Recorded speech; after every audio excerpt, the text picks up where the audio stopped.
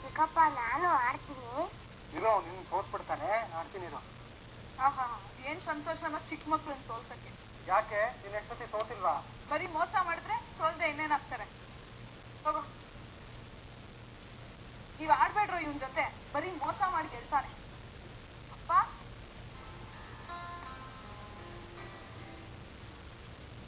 ನೀನ್ ಸೋತ್ಬಿಟ್ಟೆ, ಬಾ ನೀನ್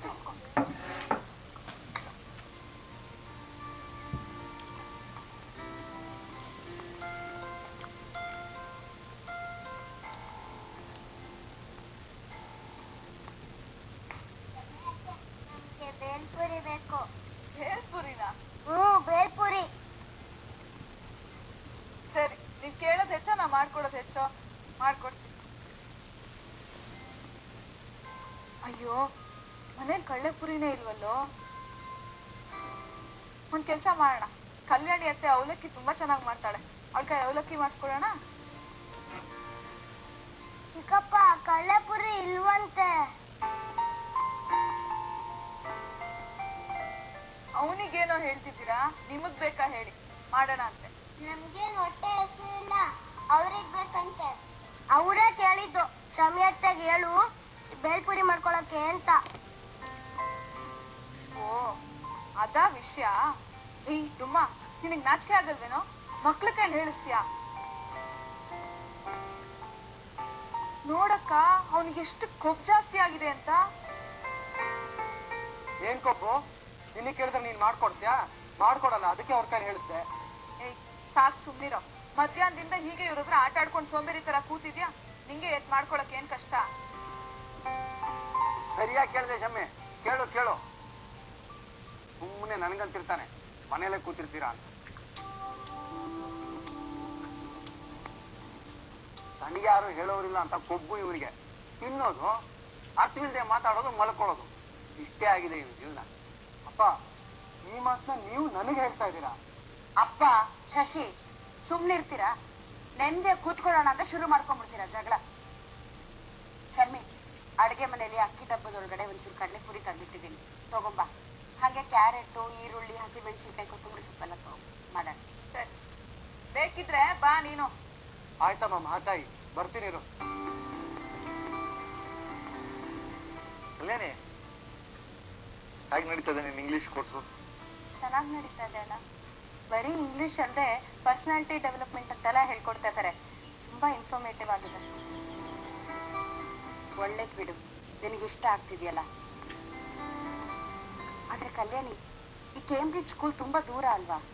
ನಿಂಗೆ ಓಡಾಡೋದು ಕಷ್ಟ ಆಗ್ತಿಲ್ವಾ?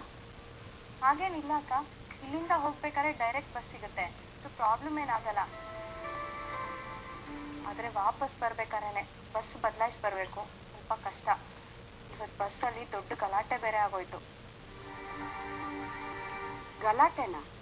ಹ್ಞೂ ಅಕ್ಕ, ಬಸ್ಸಲ್ಲಿ ಜೋರ್ ಗಲಾಟೆ. ಏನು?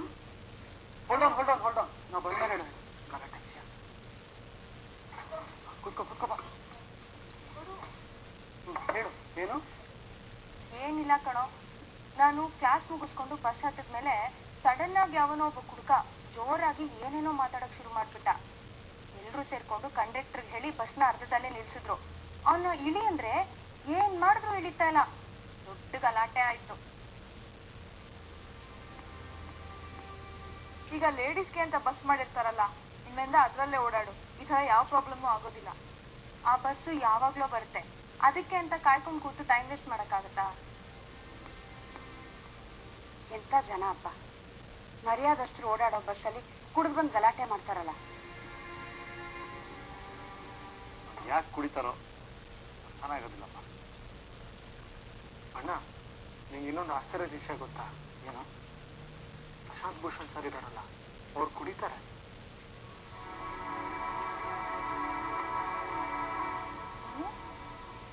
ಪ್ರೊಫೆಸರ್ ಅವರು ಕುಡಿತಾರಂತ? ನಿಜವಾಗ್ಲೂನಾ? ಅಕ್ಕೆ ಆಗಲ್ಲ ಅಲ್ವಾ? ಅಕ್ಕನ್ ಕೇಳು, ಅವತ್ತು ನಾಗಲಿಂಗೇಶ್ವರನ್ ಗುಡಿಯಲ್ಲಿ ಜಾತ್ರೆ ಇತ್ತಲ್ಲ, ಅದಕ್ಕೆ ಕರಿಯೋಕೆ ಅಂತ ಹೋಗಿದ್ವಿ ಅವ್ರ ಮನೇಲಿ. ಅವಾಗ ಕುಡಿತಾ ಕೂತಿದ್ರು.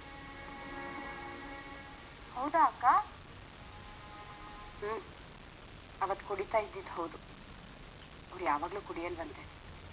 ಅವ್ರ ಹೆಂಡತಿ ತೀರ್ಕೊಂಡಾಗ ಮೊದಲನೇ ಸಲ ಸ್ನೇಹಿತರ ಬಲವಂತಕ್ಕೆ ಅಂತ ಕುಡ್ದಿದ್ದಂತೆ.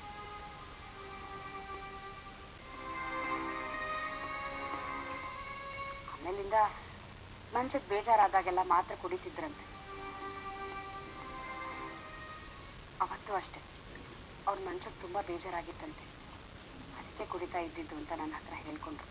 ಯಾಕೆ ಏನಾಯ್ತಂತೆ? ಅದೇ ಅವತ್ತು ರಘು ಅವ್ರ ಜೋಬಿಂದ ದುಡ್ಡು ತೆಗ್ದಿದ್ನಲ್ಲ, ಆ ವಿಷಯ ನಮ್ಮ ಮುಂದೆ ಹೊರಗಡೆ ಬಂದಿದ್ದು ರಘುಗೆ ಇಷ್ಟ ಆಗಿಲ್ಲ ಅನ್ಸುತ್ತೆ. ಅದೇ ವಿಷಯಕ್ಕೆ ಅಪ್ಪಂಗೂ ಮಗಂಗೂ ದೊಡ್ಡ ಜಗಳ ನಡೆದಿದೆ. ಕೋಪದಲ್ಲಿ ರಘು ಅವ್ರ ಅಪ್ಪನ ಮೇಲೆ ರೇಗಿದ್ದಾನೆ. ಆ ವಿಚಾರನ ಪ್ರಶಾಂತ್ ತುಂಬಾ ಮನ್ಸಿಗೆ ಹಚ್ಕೊಂಡಿದ್ರು ಅಂತ. ಅಂಥದ್ದೊಂದು ಸಣ್ಣ ವಿಷಯ ಎಷ್ಟು ದೊಡ್ಡ ಪ್ರಾಬ್ಲಮ್ ಆಗ್ಬಿಡ್ತಲ್ಲಕ್ಕ. ರಘು ತುಂಬಾ ರಿಸರ್ವ್ಡ್. ನಾವೆಲ್ಲ ಅವನ ಜೊತೆ ಕ್ಲೋಸ್ ಆಗಿ ಮಾತಾಡೋದು ಅವ್ನಿಗೆ ಇಷ್ಟ ಆಗಲ್ಲ. ನಾ ಗಮನಿಸಿದೀನಿ. ಅದಕ್ಕೆ ನಾನೊಂದು ನಿರ್ಧಾರ ಮಾಡ್ಬಿಟ್ಟಿದ್ದೀನಿ. ಅವ್ರು ಯಾವುದೇ ವಿಷಯಕ್ಕೆ ನಾವ್ಯಾರೂ ಇನ್ವಾಲ್ವ್ ಆಗೋದು ಬೇಡ. ಅಕಸ್ಮಾತ್ ಅವ್ರಿಗೇನಾದ್ರೂ ನಮ್ಮಿಂದ ಹೆಲ್ಪ್ ಬೇಕಿದ್ರೆ ಮಾಡೋದು, ಅಂದ್ರೆ ನಮ್ಮ ಪಾಡಿಗೆ ನಾವು ಸುಮ್ಮನೆ ಬಿಡೋದು ಅಂತ. ಕರೆಕ್ಟ್ ಅಕ್ಕ, ಸುಮ್ಮನೆ ನಮ್ಮಿಂದ ಯಾರಿಗೂ ತೊಂದರೆ ಬೇಡ. ಹೌದಕ್ಕ, ರಘುಗ್ ಇಷ್ಟ ಇಲ್ಲ ಅಂದ್ಮೇಲೆ ಸುಮ್ಮನೆ ಯಾಕೆ ಅವ್ನ ಮನ್ಸಿಗೆ ಬೇಜಾರು ಮಾಡೋದು? ಆದ್ರೆ ಈ ಪ್ರಕರಣದಿಂದ ಅದು ಒಳ್ಳೆ ಬದಲಾವಣೆ ಅಂದ್ರೆ ಪ್ರಶಾಂತ್ ಅವರು ಇನ್ಮೇಲೆ ಕುಡಿಯೋದು ಬಿಟ್ಬಿಡ್ತಾರಂತೆ.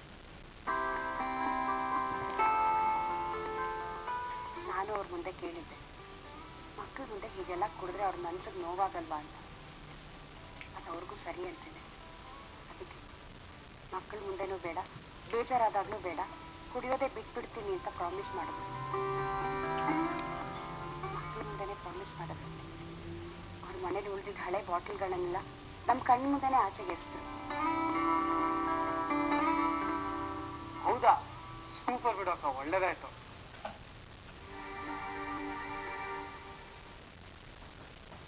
ಶಮ್ಮಿ, ಯಾಕೆ ಇದ್ಕಿದ್ದಾಗ ಏನಾಯ್ತು? ತುಂಬಾ ಭಾವುಕಳಾಗ್ಬಿಟ್ಟಿದ್ಯಾ? ಕಣ್ಣಲ್ಲಿ ನೀರು. ಏ ಕತ್ತೆ, ನಾನು ನಿಂತರ ಸುಮ್ಮನೆ ಕೂತಿಲ್ಲ. ನೀ ತಿನ್ನಕ್ಕೆ ಅಂತಾನೆ ಈರುಳ್ಳಿ ಹೆಚ್ಚಿತಿರೋದು. ನೀನು ಹೆಚ್ಚು ನೋಡು, ನೀನು ಭಾವುಕನಾಗ್ತೀಯ. ಸಿಹಿ ಅನ್ನ ಕೊಡುವ ಮರ